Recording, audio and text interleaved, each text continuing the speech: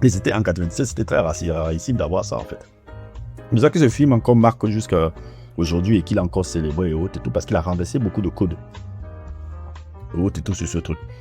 Et autres et tout. Et comme d'habitude et autres et tout. Et c'est pour ça que j'aime souvent faire ce parallèle-là avec un autre film un peu aussi qui, on pourrait croire qu'ils se ressemblent, mais qui sont un peu des films, on va dire, presque cousines un peu. C'est Daughter of Dust de Julie Dash et autres et tout. Parce que quand tu fais un peu le parallèle entre ces deux films et autres et tout, c'est un peu des films, c'est pas forcément dans leur intrigue, pas forcément dans leur forme immédiate, mais dans leur projet profond.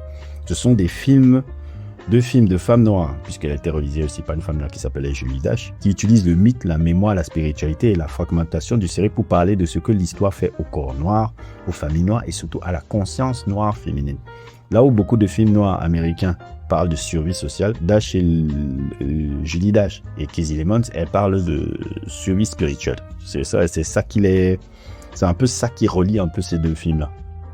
Donc, c'est pour ça que souvent, quand je regarde El Bayou et autres et tout, j'ai souvent l'impression qu'il fait écho aussi à Daughter of Dust et tout.